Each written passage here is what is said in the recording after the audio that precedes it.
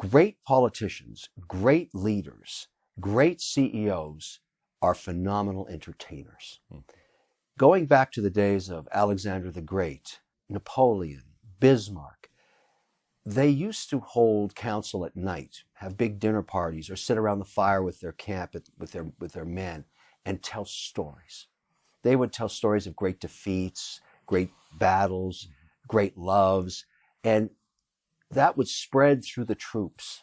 You know, the leader told us about this maneuver in the Nile yesterday, and it would capture the hearts and minds of the people.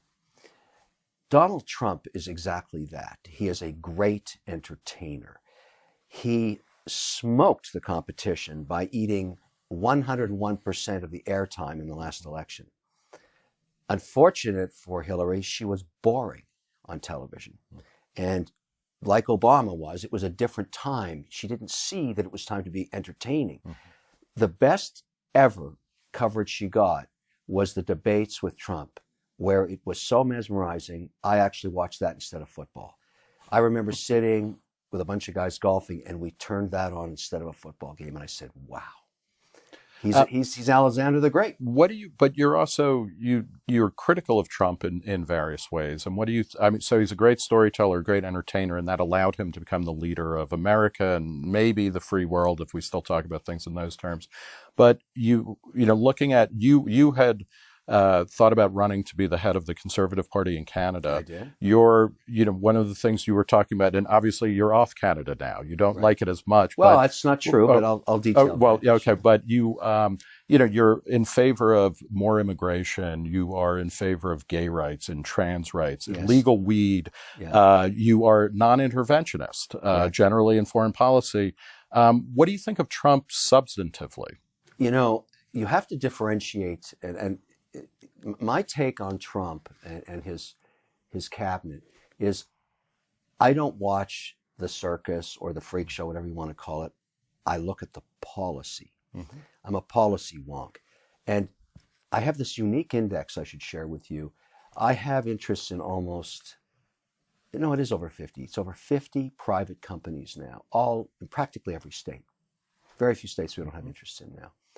I get the monthly cash flows of every one of these businesses, because most of my deal structures are royalties, as you know, or venture debt, or preference shares, or converts. And I have lots of covenants around cash flow. I have never in my life seen an economy like this. This is even better than the 60s. It is phenomenal. And I think primarily because of deregulation, not tax reform. My companies in California, in Texas, in Florida, in Illinois, at the municipal level and the state level have been set free.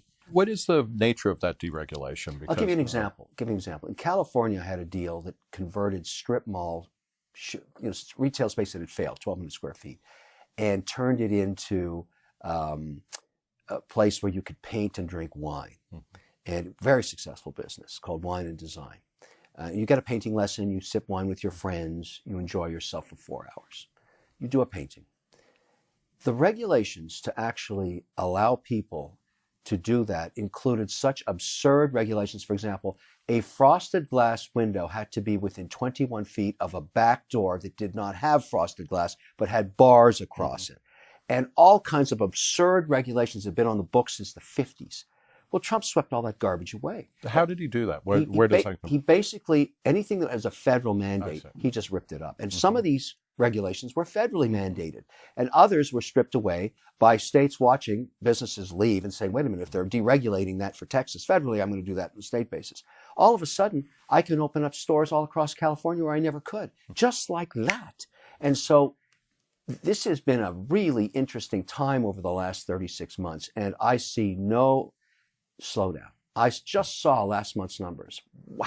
I mean, I'm just... So now you're making me think it's the fall of 1929. I don't know. It's like things can only keep going up. I'm very optimistic about the domestic economy. We could have trade war issues with the S&P 500 because 46% of their sales are international. But I'll tell you this about Trump. Here's my assumption. The chance he doesn't get a second term, in my view, is zero. And I'll tell you why. I don't recall in modern times when going into a second term at full employment, the incumbent of any party has ever lost their mandate, ever. How important to you, and I want to come to Canada in a second, but as in a leader like Trump, and entertaining, et cetera, but then the rhetoric is not just bilious. I mean, it's racist. It's extremely divisive. And of course, people on the other side are giving him the same. Does that kind of stuff trouble you at all, or is that just a kind of epiphenomenon? It doesn't matter. I met Trump because we both worked for Mark Burnett. He was on The Apprentice. We were just starting Shark Tank. We used to meet up when we were selling the forwards in New York. It's an advertising for the networks. In many ways, his style is, for 50% of the population, his style is difficult. I don't believe he's a racist man. I don't believe that at all. I don't think he's a sexist man. I don't believe that at all, even though it's interpreted. I think he's a family man, but people don't get that. Well, he's had several families, he obviously he's been married likes multiple them. Times. He's and that's not going to change. Is my point. This won't get better for people that don't like him. I ignore all that stuff, and I get in my family the night that he got elected. We were all sitting around. It was the culmination of all that entertainment of the election cycle. And my daughter wept. And I said, Savannah, this is a really good thing that just happened. You just don't know it yet. She said, how can that man be elected? How can, it was a very divisive moment in my family. So we have in my own family people that our dining room discussions and, Sunday night dinners are about politics. I love politics. And I keep trying to sell them on the merits of his policy.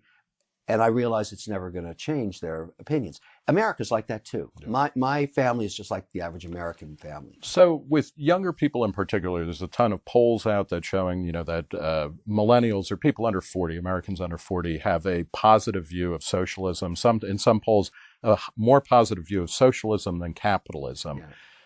How do you change that? Because they are going to, there's already more millennials than baby boomers. Yeah. They're going to be voting at some point. Where are they wrong, and how do you reach them? Not, to convert them to capitalism. I was a socialist when I was 18 years old, too. I was left-wing until I got my first paycheck, and I saw something called tax on it. Everybody's a socialist when they're young until they start working, and they start realizing how tough it is out there, and they start realizing how much money government wastes when they take half their income in taxes. And that's when you become a conservative. The older you get, the more realistic you become. And a majority of those people make the transition in their mid-20s. That's what happens. I never worry about it. My job today is to teach young people about the entrepreneurial journey, to make sure that those that can't handle it don't try it. I tell people, this is what it's like. I'm going to do a 2-hour lecture. I'm going to walk you through what your life's going to be like if you pursue this. And maybe some of you should be great employees, because not everybody in this room is going to make it as an entrepreneur. It's that way about life. And I think the natural cycle is the world's a kumbaya place when your parents are paying for everything for you. And then you get out of the house and you're on your own and you go, wow, it's tough out here. I read an interesting story about your childhood and about your mother. You're of Lebanese and Irish descent. Right. And when your mother died, you found out that she had been investing. Yeah. What was the lesson that you learned from that, and should everybody kind of adapt that, or at least take it seriously? The lesson I learned was that she had a fierce desire for financial independence. She had been married twice, and she didn't want a man to rule her life financially ever. And she was a very shrewd investor. She had a portfolio of 23 large cap dividend paying stocks and telco bonds. And over a 50-year period, that portfolio beat every single manager I'd ever hired. She just believed in owning securities that return capital to shareholders, and she would only spend the interest and dividends and never the principal. And the principal over that 50-year period appreciated wildly. And, what it taught me was to focus. Here's how it manifests itself in my life today. Not some of my returns, 95% of them in this 11-year or 14-year journey on Dragon's Den and Shark Tank have come from companies run by women.